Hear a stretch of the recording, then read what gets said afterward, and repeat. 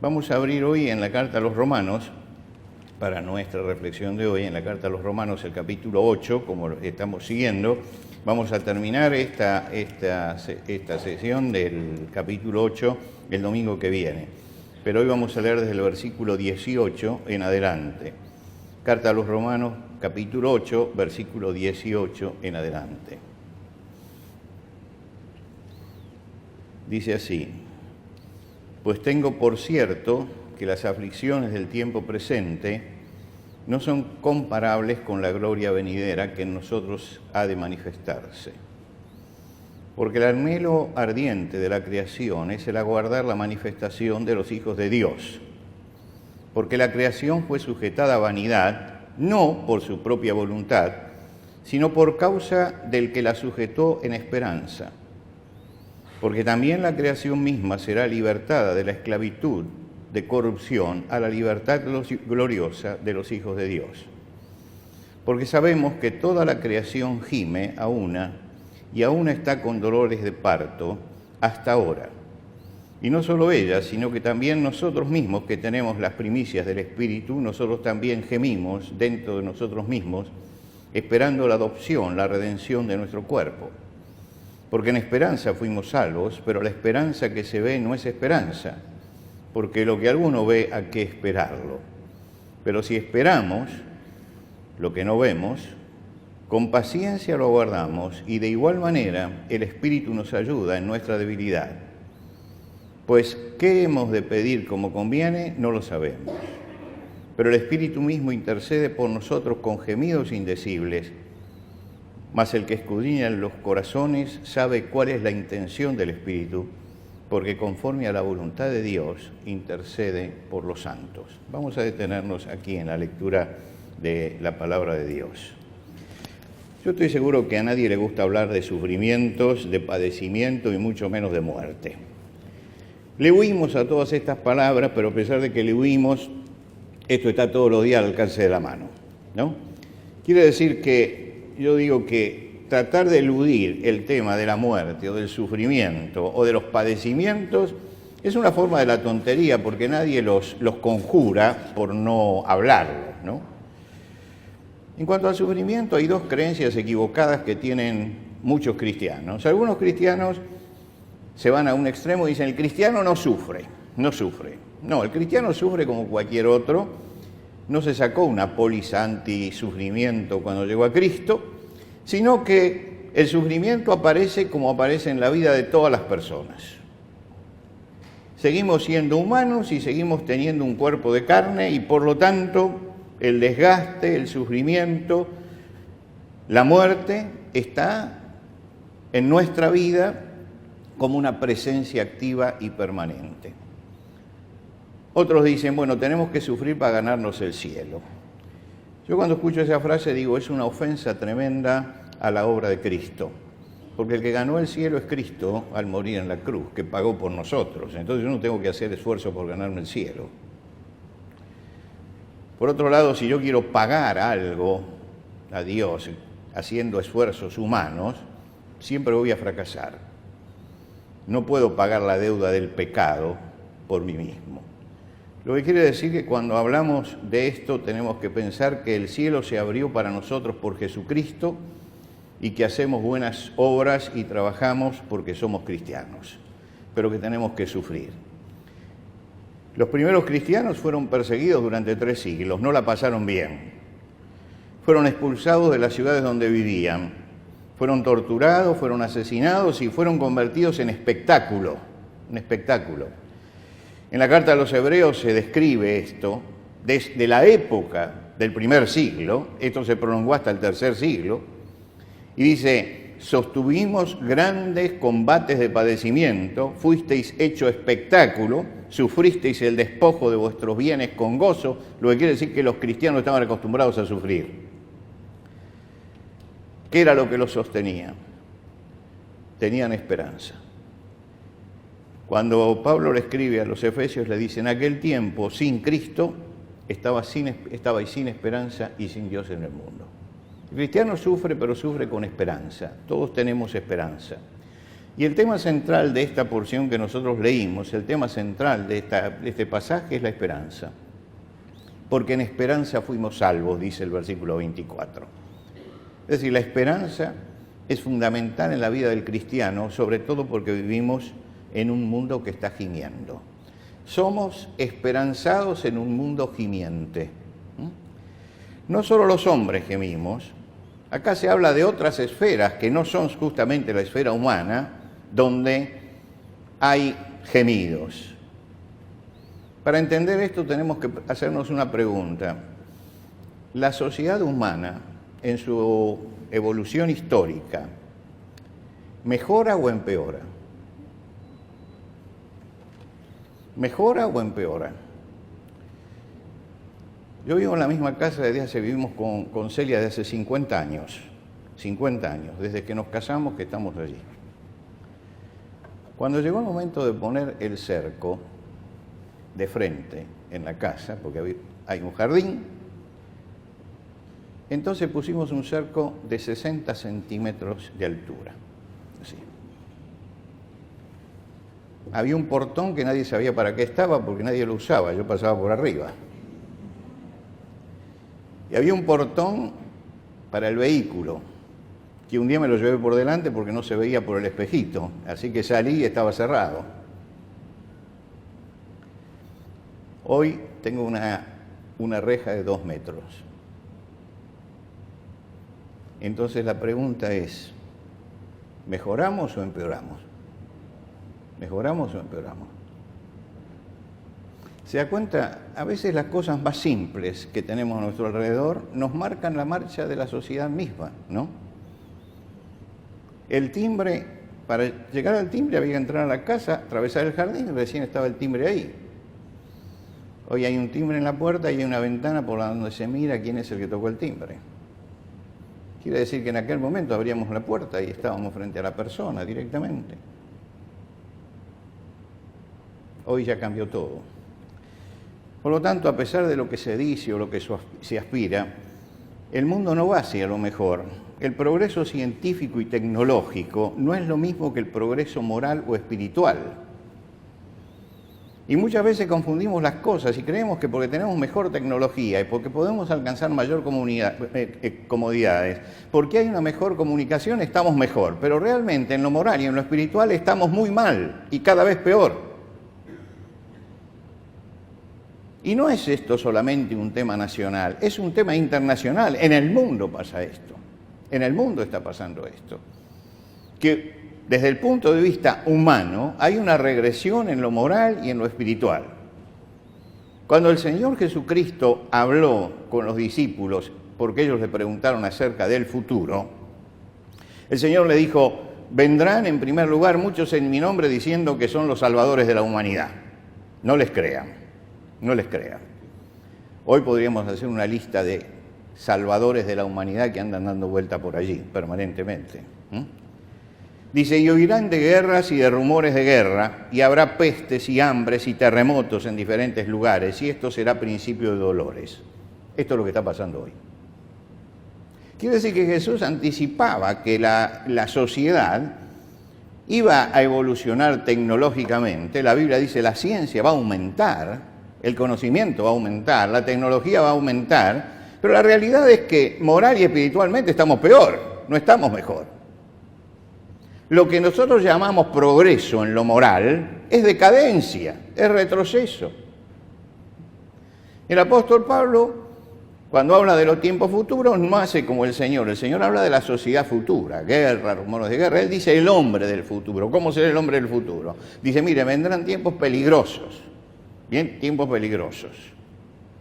¿Por qué? Porque habrá hombres amadores de sí mismos, avaros, vanagloriosos, soberbios, blasfemos, desobedientes a los padres, ingratos, impíos, sin afecto natural, implacables, traidores, impetuosos, infatuados, que tendrán apariencia de piedad, pero negarán la eficacia de ella. Este es el hombre de hoy, es el hombre moderno. Todo apunta a una descomposición de la sociedad humana. Y acá el apóstol Pablo, escribiendo acerca de la vida de los cristianos y lo que tienen como legado del Señor Jesucristo, entra este tema, y él dice, porque sabemos que toda la creación gime a una, y a una está con dolores de parto hasta ahora. Está hablando de una creación que gime, una creación que gime. Es una de las pocas veces en la Biblia donde se personaliza a la creación, como si fuera una persona, ¿no? Se habla de ella como si fuera una persona. Dice, la creación gime, gime. Hasta cuando el hombre peca, aparece allí una sentencia de Dios sobre Adán, y Dios le dice, maldita será la tierra por amor de ti, con dolor comerás el pan todos los días de tu vida, hasta que vuelvas al polvo. Hasta ese momento la naturaleza había sido amable con el hombre, estaba del lado del hombre, no había un trabajo penoso, pero cuando Adán pecó, la naturaleza perdió el sentido benéfico, se volvió hostil. Espinas y cardos te producirá, y comerás el pan del campo con el sudor de tu rostro. Esta es la sentencia. Quiere decir que hay una hostilidad de la naturaleza que produce todas estas cosas. ¿Por qué? Porque el trabajo perdió su alegría, se volvió penoso, se volvió ingrato, se volvió doloroso. Hay que arrancarle el fruto a la tierra porque no lo da. Al principio la tierra daba el fruto. Ahora hay que arrancárselo, hay que sacárselo, hay que trabajar mucho para sacar el fruto de la tierra. Y el mal, la enfermedad, la muerte, alcanza todas las cosas y también alcanza la naturaleza. Aquí el apóstol Pablo dice, la creación fue sujetada a vanidad, a hacer algo hueco, ¿no? No por su propia voluntad, sino por causa del que la sujetó en esperanza. La creación perdió su verdadera finalidad. La ciencia va avanzando, vence las enfermedades, alarga la vida, pero la enfermedad y la muerte siguen siendo inevitables. Y producimos problemas ecológicos nosotros también, que hacemos nuestro aporte. El agujero de ozono crece y la polución, digamos, disminuye un poco, ahora después vamos a ver cómo sigue creciendo. En México, en Tokio, por ejemplo, hay horarios, hay épocas en que se dice, bueno, en este momento tienen que pararse todos los motores, tienen que parar todas las fábricas, hay que esperar que baje la polución porque se hace el aire irrespirable. Usted no entiende esto. Ciudades que tienen que parar porque el alto grado de polución hace que la gente no pueda respirar. Imagínense lo que sucede con los pulmones de esas personas que viven dentro de esas ciudades. Una mañana me levantaron muy temprano porque dice, es interesante ver la ciudad de Santiago de Chile desde una montaña. Bueno, subimos a la montaña para ver la montaña a la mañana. La verdad es que con el trabajo que tenía, maldita la gracia que me hacía de ver la ciudad de Santiago de Chile desde el monte, pero fui esa mañana. Cuando llegamos arriba, la nube de polución no nos dejó ver nada, perdimos la mañana. ¿Por qué? Porque había una nube de polución sobre la ciudad asentada y como había montañas alrededor, se formó una olla y allí arriba estaba toda la polución. Yo recuerdo que esa noche tenía que ir a predicar, tenía una corbata roja, siempre hay una corbata que para uno es la preferida, ¿no? Esa es mi corbata preferida, así que esa noche puse la corbata roja y allí me fui a predicar. Una lluvia ácida. Hice 2 pasos desde el auto que me llevaba hasta el lugar donde tenía que predicar. La lluvia ácida me arruinó la corbata. ¿Por qué? Porque 3 o 4 gotas de lluvia y una marca que no se va más. Ahora, la gente estaba recibiendo eso sobre su cuerpo. Imagínense ustedes lo que estaba pasando. Bueno, eso es lo que nos está pasando. Usted va al Mar del Norte, por ejemplo, y los médicos le dicen, por favor, no coma salmón. ¿Por qué? Porque tiene mercurio. Está envenenado de mercurio. New York Times sacó un día una página donde había una foto del océano y una lápida que decía, murió, porque se están muriendo los océanos. Esta es una realidad que vivimos todos los días. La escasez de agua potable, a pesar de lo que significa el agua en la tierra, el agua potable es mínima y cada vez se pierde más. Y las reservas de agua potable, hay empresas que están tratando de monopolizarlas, por lo que va a costar en el futuro el agua potable, que es elemental para la vida. Se está estudiando para, de los cielos del sur y del norte, sacar grandes masas de hielo y traerlas. ¿Para qué? Para convertirla en agua potable. Quiere decir que el problema es cada vez mayor. Usted hoy hace una perforación para sacar agua y si quiere tener agua potable, tiene que ir más allá de los 70 metros. Antes, a los 8 metros, teníamos agua potable. Las napas están subiendo, están envenenando todo. Es decir, estamos ante una creación que está gimiendo porque no es lo que Dios hizo, sino es lo que el pecado del hombre hizo y sigue haciendo. Es el pecado el que lanzó en primer lugar los espinos y los cardos y el que está produciendo todo esto que nosotros vemos ahora. Ahora, ese es el primer gemido. El segundo gemido dice, y nosotros gemimos. Dice, y no solo ella, sino que también nosotros, que tenemos las primicias del Espíritu, nosotros también gemimos dentro de nosotros mismos, esperando la adopción y redención de nuestros cuerpos. Las condiciones presentes no son normales para un cristiano porque el pecado está descomponiendo la sociedad. Vivimos hablando de problemas de ansiedad, de angustia, de pánico. Hace 30 años, ¿quién hablaba de pánico? Los que iban a ver películas de terror. Hoy ya hay gente que le agarra el ataque de pánico en la casa, simplemente. Ataque de pánico. Violencia intrafamiliar, social, institucional, corrupción, pobreza, miseria, en todos lados, no solamente en los países subdesarrollados, sino en los países desarrollados también hay miseria, injusticias, atropellos, agresiones, estados permanentes de crisis, miedo. Y bueno, un cristiano no puede sentirse bien en una sociedad así, no puede sentirse bien porque se atacan los valores fundamentales, se tolera la inmoralidad, la justicia brilla por su ausencia. Cuando alguien pone una cosa en orden, tiene que tener cuidado porque parecería que la justicia defiende más al delincuente que al hombre honesto.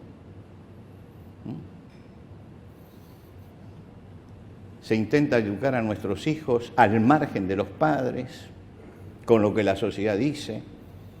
En países como México, como Colombia, como el Perú, están llevando adelante el programa Con mis hijos no te metas. ¿Por qué? Porque le quieren enseñar a los hijos cosas a las que los padres se oponen. Decirle que todo es normal, que todo está bien. Y promover la promiscuidad. Programa de educación en España, donde a los adolescentes se les enseñaba masturbación como curso. Vargas Llosa se preguntaba, ¿cómo es el examen? Esa es la barbaridad en la que estamos sumidos, la barbaridad moral. Y cada vez peor, porque estamos ante la dictadura de la permisividad. Tenemos que aprobar todos la homosexualidad, todos tenemos que decir que está bien, que es normal, lo que es anormal. Si uno dice, yo no estoy de acuerdo con la homosexualidad, no discrimino a nadie, pero no estoy de acuerdo con la homosexualidad, entonces es discriminador, es fascista, es de otra época, tiene que cambiar la mentalidad. No, ¿por qué voy a cambiar la mentalidad? Tengo principios morales y los voy a seguir sosteniendo. Porque si algo hizo grande a esta parte de la humanidad fue justamente los principios morales que les dio el cristianismo. Ahora los queremos tirar todos por la borda. Estamos aceptando la inmoralidad. Usted escucha la frase roban pero hacen, por ejemplo, que ha sido común en nuestro país. Es aceptar la inmoralidad. O, bueno, frente a algo que está mal hecho, todos lo hacen. Y bueno, la mayoría no dicta la moral. Hay que ser tolerante. ¿Hasta dónde hay que ser tolerante? Yo hay cosas que no las tolero. Y gracias a Dios que no las tolero. Que todavía siento que está mal eso que se está haciendo. En el último desayuno vino a hablar conmigo un político allí en la puerta. Me dijo, pero pastor, yo esperaba que usted nos diera más esperanza en la política porque estamos los jóvenes. Digo, mire, yo tengo mucha esperanza. ¿Sí? Dice, sí, cuando se vayan todos ustedes. Se quedó y me dijo, yo no soy un corrupto. Yo digo, no voy a juzgar que usted es un corrupto, pero yo miro la lista donde usted está y está llena de corruptos. ¿Se es corrupto por comisión o por omisión? Usted puede no ser corrupto, pero si está al lado de un corrupto y no lo denuncia, usted es tan corrupto como él. Se cayó la boca y se fue. No vuelve más. Gracias a Dios. ¿Por qué? Porque hay cosas que no las podemos tolerar. Hoy llegamos a la imposición de que tenemos que aceptar ciertas cosas que no son aceptables. La creación gime y nosotros, dice Pablo, también gemimos. ¿Y por qué gemían los cristianos en aquel tiempo? Porque era moneda corriente la homosexualidad, porque había una decadencia moral total en las fiestas como la de carnaval, que ellos las llamaban fiestas dionisíacas o báquicas, que es el carnaval, había un desorden moral total, porque se aceptaba el infanticidio, ya no el aborto, el infanticidio, podía matar a un chico tranquilamente el padre y no pagaba, porque era su hijo y era su propiedad, nadie lo defendía. Y los cristianos tenían que sufrir frente a eso. La creación gime y el cristiano gime. Pero por último dice el pasaje que el Espíritu Santo gime. Dice, de igual manera el Espíritu nos ayuda en nuestra debilidad, pues qué hemos de pedir como conviene no lo sabemos, pero el Espíritu mismo intercede por nosotros con gemidos indecibles. Y acá llega el problema nuestro, que cuando nosotros buscamos refugio, tenemos el recurso de la oración. Y vamos y oramos al Señor, Pero lo hacemos en nuestra visión limitada de las cosas. Lo hacemos con una visión limitada. Hubo un gran dibujante que muchos de los que peinan canas lo recordarán, que era Doval. Doval tenía una tira cómica que se llamaba El detalle que faltaba. El detalle que faltaba, ¿no?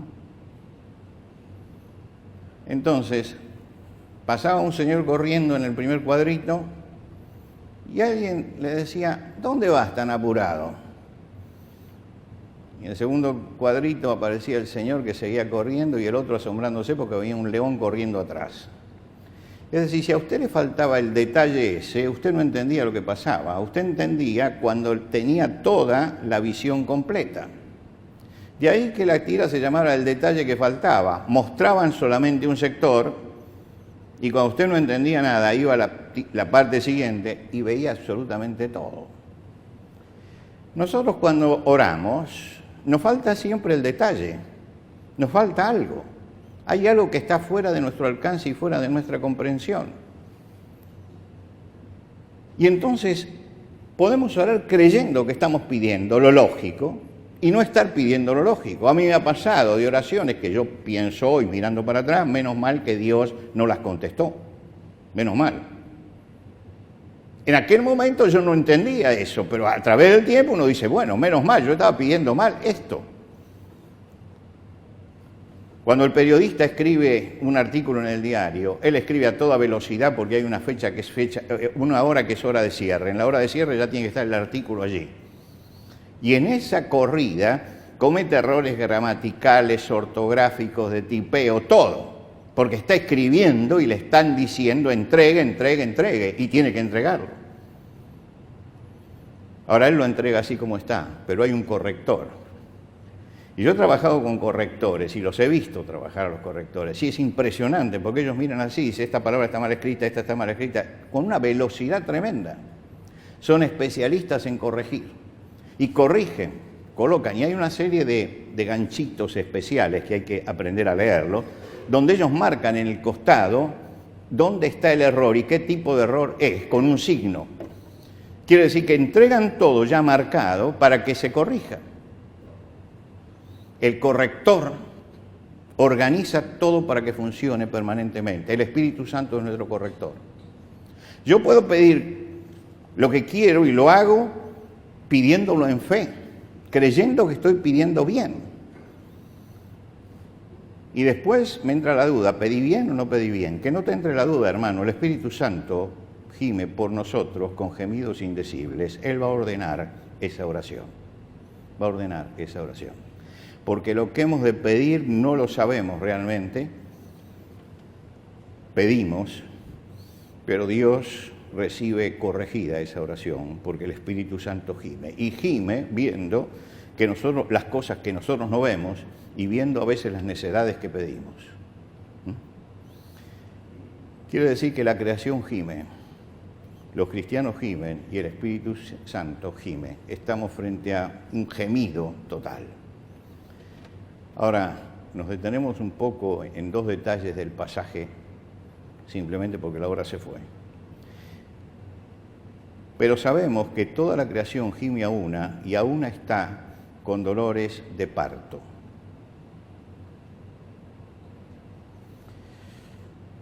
Hay dolores que son dolores de muerte y hay dolores que son dolores de parto. Los dolores de muerte son el presagio de la destrucción. Me está anunciando que el dolor de parto es el presagio de la vida, es la vida que llega. Y acá se encarga el apóstol de señalar insistentemente esto. El dolor es un dolor de parto, es un dolor de parto. Están pidiendo la presencia de la vida. Están gimiendo porque la vida se manifieste. No piensen ustedes, dice él, que estos dolores son los dolores terminales de la creación. Dios la sujetó en esperanza. En esperanza. ¿Para qué? Para esperar la libertad, la liberación. Dice, porque también la creación misma será libertada de la esclavitud de corrupción a la libertad gloriosa de los hijos de Dios. Y aguarda la manifestación de los hijos de Dios. Quiere decir que Dios intervendrá de vuelta en la historia y revertirá esto. Y cuando Dios revierta estas cosas, la creación volverá a ser lo que debía ser. Aquello que dice Isaías, el león y el cordero andarán juntos y un niño los pastoreará. ¡Qué barbaridad!, ¿no es cierto? ¡Qué barbaridad! ¿Qué quiere decir Isaías? Quiere decir que va a llegar un momento que todo va a perder su agresividad y que va a volver la confianza tal que el león y el cordero van a poder andar juntos y pueden ser pastoreados por un niño y que no va a haber ningún peligro. Esto es lo que nosotros esperamos. Pero es algo que no lo vamos a hacer nosotros, es algo que lo tiene que hacer el Señor. La iglesia sigue adelante y ora esperando la manifestación del Señor. Que el Señor se acerque, Él dio señales de su venida y esas señales, como vimos algunos domingos anteriores, están muy cerca. Y esto es lo que estamos esperando.